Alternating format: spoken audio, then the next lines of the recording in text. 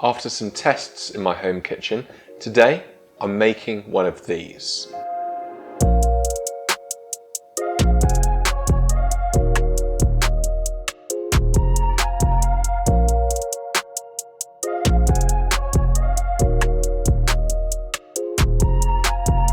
In my previous video, I spent some time testing different cuts of meat and different fat ratios. I tested chuck, brisket and short rib, and the short rib with 30% fat came out on top.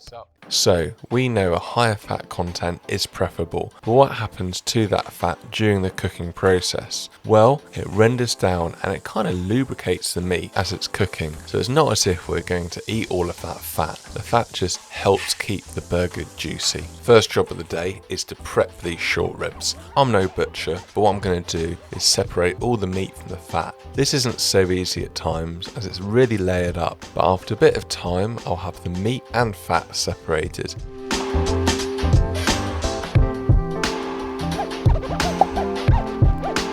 Now what I'll do is put the meat part through the grinder. It almost has this slightly snowy white look to it. That's because all of the small bits of fat which have snuck through. No big deal, it's going to make my burger even juicier.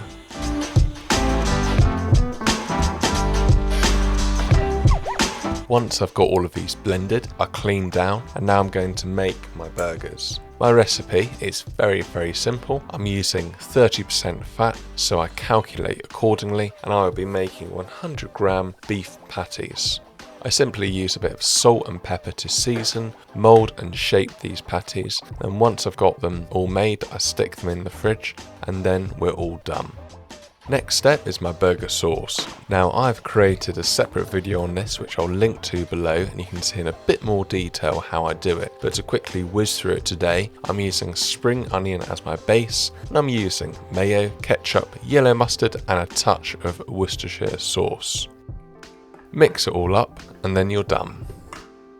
Now for this perfect burger, I'm going to use some onion. I'm going to roughly chop that up and put on a medium heat. I'm using this cast iron grill which I think is perfect for cooking these burgers. Once sauteed and the onion has sweated down nicely, I move this over to the side, and now I'm going to focus on my burgers.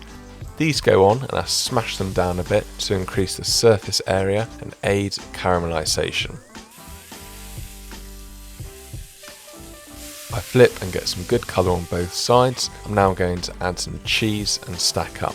I'm using a lovely red Leicester cheese today.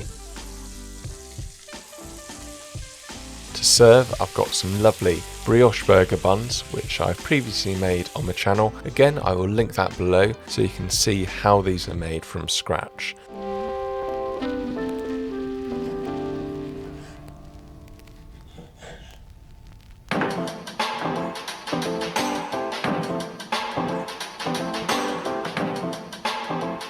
To make these burgers up, I'm going to start with the burger sauce, sliced gherkin, onion, then tomato, these burgers, lettuce, and then the top part of the bun with plenty of burger sauce.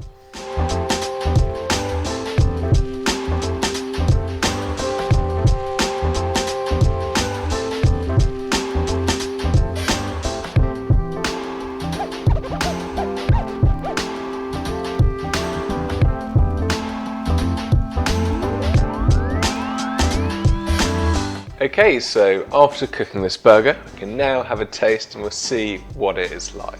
So I'm going to grab this one here and just dive in and see what it's like. Wow.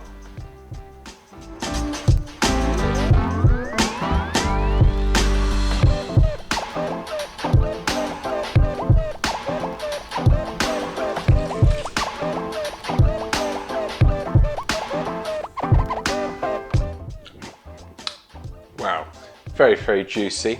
Burger brioche bun is amazing. That short rib meat is great.